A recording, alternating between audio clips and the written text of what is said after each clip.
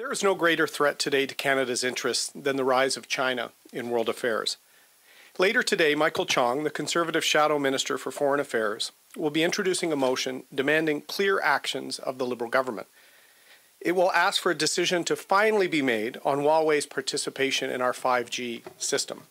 And it will call upon the government to develop a comprehensive plan aimed at protecting Canada from the growing influence of Chinese influence operations. The democratic world must acknowledge that the approach to China over the last 2 decades has not worked. In fact, the situation has only gotten worse in recent years. Le monde démocratique doit réaliser que son approche de collaboration avec la Chine n'a pas fonctionné. Plutôt que de normaliser le système chinois, ce gouvernement autoritaire s'est durci. Il menace maintenant nos intérêts. Canada and our allies believed that engagement would lead to democracy. We falsely believed that ignoring the sharp edges of communism would, over time, smooth them out by putting trade ahead of our values.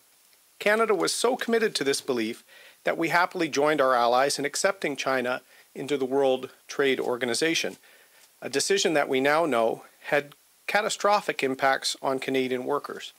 China has violated numerous conditions under which it was admitted to the World Trade Organization. That isn't surprising.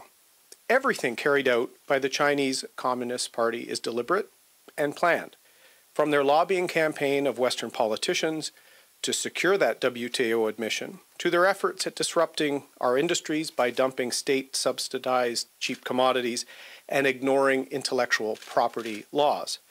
The rise of Huawei was itself facilitated by years of industrial espionage conducted by China against Nortel. When we talk about the jobs that we've outsourced to China, we're not just talking about textile manufacturing. It is advanced manufacturing, technology, and jobs we believe are the jobs of the future.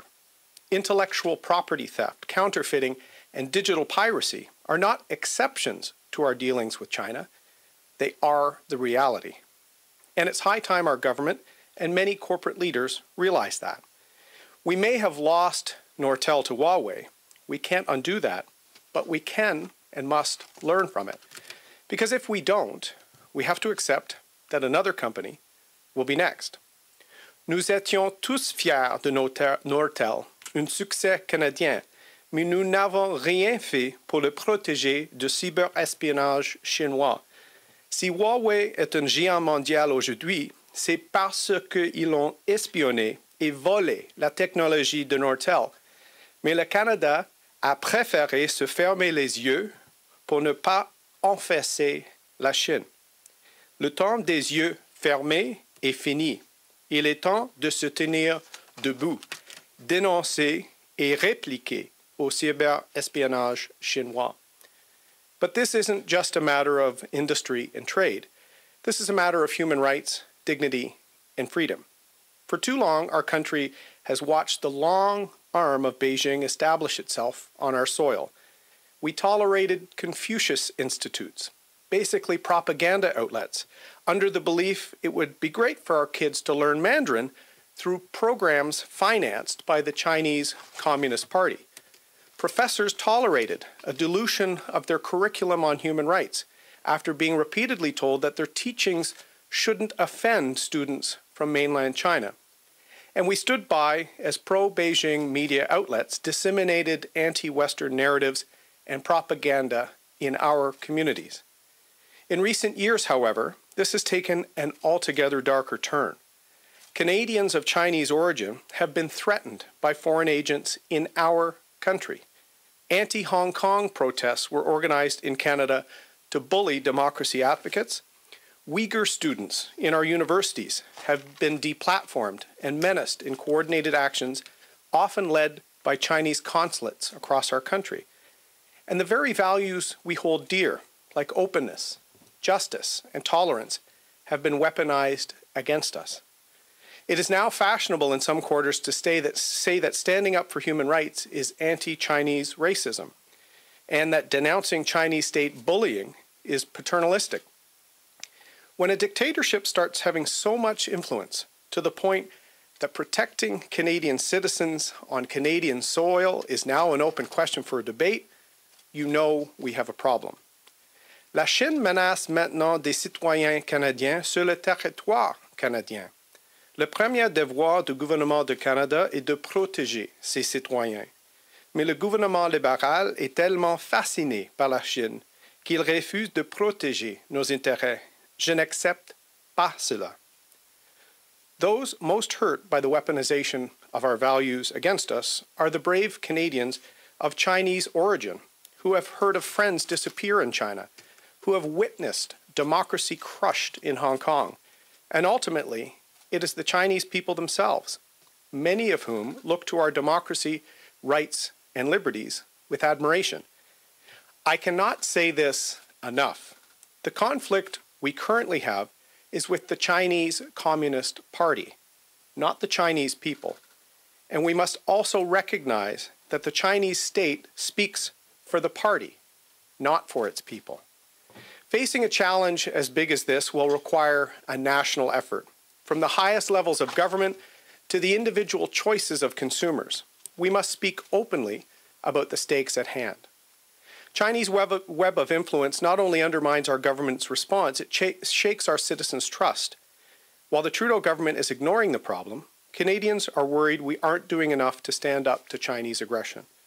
But now is the time to act. This is what our motion intends to do. First, we call upon the government to finally grow a spine and make a decision on Huawei's involvement in Canada's critical 5G network within 30 days of the adoption of this motion. Second, we ask that the government develop a robust plan, as Australia has done, to combat China's growing foreign influence operations here in Canada and its increasing intimidation of Canadians. A draft plan, which the government had years to prepare, should be tabled within 30 days of the adoption of this motion. Canada likes to be a leader, but we can only conclude that we are literally the last of the Five Eyes allies when it comes to dealing with Huawei. All countries but us have taken the decision to ban Huawei from their critical 5G infrastructure. Are the United Kingdom, the United States, Australia, and New Zealand so misguided that we would not follow their advice? As for foreign interference, our Australian friends, with far more risks in bilateral trade, have tackled the threat to their institutions and their democracy head first. Others are acting while we are dithering. We must rethink our approach. On matters of such high importance, Conservatives are willing to partner with the government to help improve our response. Canadians look to us to protect their interests, their well-being, and our sovereignty. This is something this government can do by voting with us on this motion and actioning these recommendations. We urge Liberal MPs who care about these issues, who want to fight for our democracy, to vote with us on this important matter. If the Liberals are truly committed to protecting Canadians' privacy, as they claim with their upcoming privacy law, they should support this motion. It's time that we stand as one. It's time that we stand for Canada. Thank you. Merci beaucoup.